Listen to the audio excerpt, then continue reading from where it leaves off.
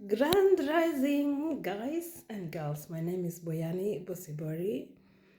I want to share my journey briefly how I quit everything that relates to the standards of doing things, like spiritually, like the standards of beauty, food, herbs, how I changed the Western standards of looking at life into the pursuit of the African way of doing things. And so, years back, I got an opportunity to visit America.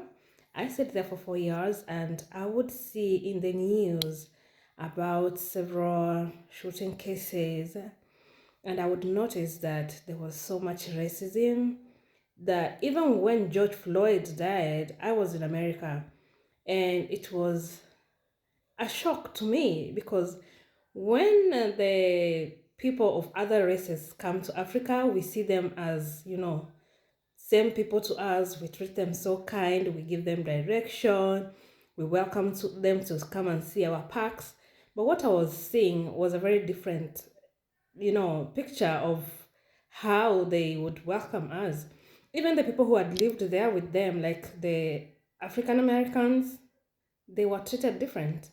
I mean, some of the things that really hurt me is like you would find a shooter going to a school and unaliving young babies just because of their skin color. These things, I just watched them and observed them, and I said, you know what? I want to go back home. I want to do a research of what happened before slavery and colonization, and I want to pursue and honor my ancestors because there's no way we could be told in schools about the heroes who did things in the white man's way. We know Winston Churchill. We know like so many people, what they said, what they did. But everything I learned in school about my ancestors was like they were backward, they were behind, and we came to help them. But what I was seeing was a totally different thing. So I went back to Kenya and I met people like Madam Jane Obuchi, Elder George Nyakundi, Sir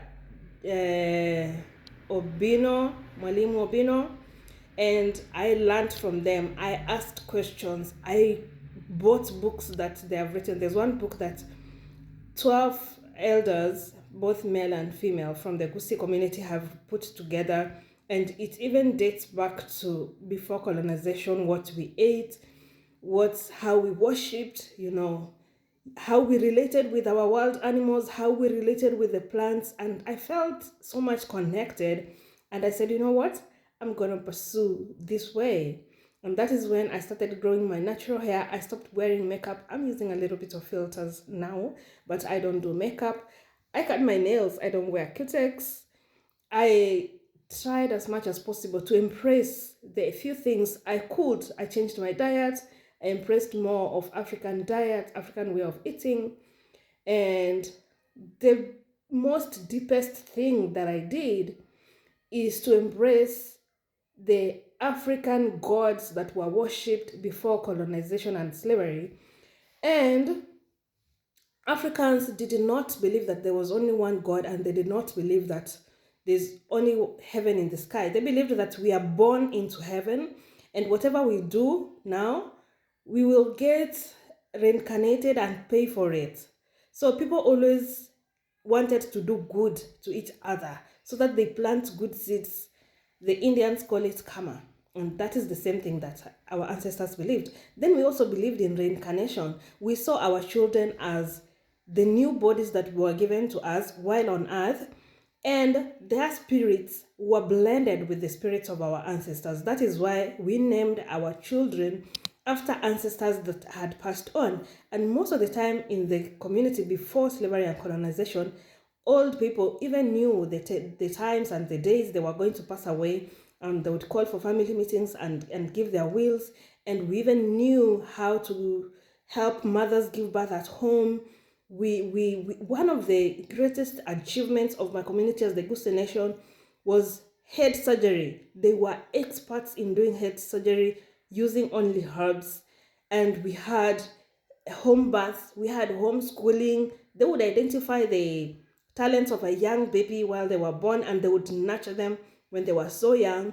We used to have, even during my time, if you go and visit your grandmother, she will give you a chicken. Then she will tell you that take care of that chicken so that it will buy you a goat. Then the goat will buy you a cow. Like that, like that. And I saw some of the beautiful tenets we had in how society was living together. I even remember during my time, I am a millennial, we used to go as groups and dig together in one farm. Then the following time, we'll go and dig in another farm for one person.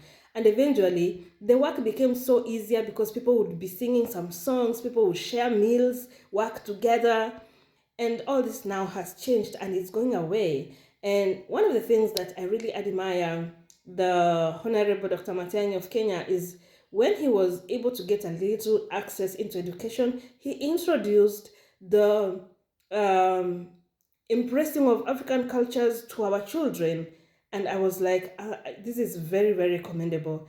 And I'm trying also to help my children to know that not everything that our ancestors did was bad, and we are now losing the connection with nature. We are losing the connection with our wild animals. Wild animals were like totem animals, totem families to us. They were like our families, and we knew how we lived together with them. Even in the modern medicine, if you look very well, the symbol of medicine in the modern world is snakes twisted together. But we learned in religion that anytime you see a snake, unalive it, you know? But that is not how we did. As long as it's not harming you, maybe you capture it and put it in a safe place where it's not going to harm people. And these are the things that I went into, and now I go into nature, pour libation to my ancestors. I asked my father the names of my ancestors from the 7th generation, but when I was a small girl, my grandmother from my mother's side taught me the names of my ancestors up to the 7th generation from her side. So nowadays, even though I am not in Africa and I have a right to live anywhere in the world, because these borders that exist now were humanly created by the white people during colonization and slavery. People used to move freely because everybody had that good intention of not harming another person.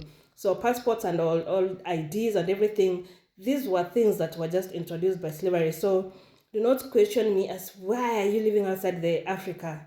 Africa is in my soul. Africa is in my heart, and I have a right to live anywhere in the universe as long as I'm not harming the universe. I'm not harming Mother Nature, and I have a right to connect to my ancestors from anywhere I find myself in the world. So I always go into nature when I'm doing my prayers.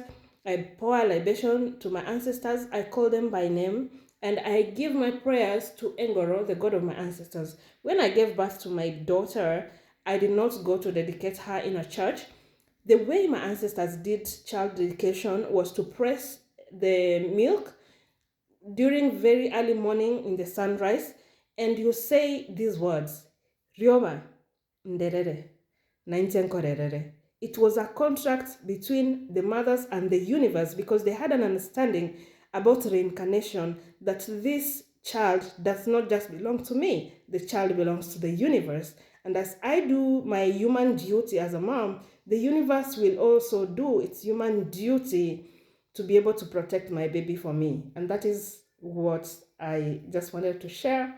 I know many people have different things to say, but that's just my story, because at the end of the day, we all came to this earth to experience life in a unique way, and nobody's way is perfect. I'm not saying this is my perfect way.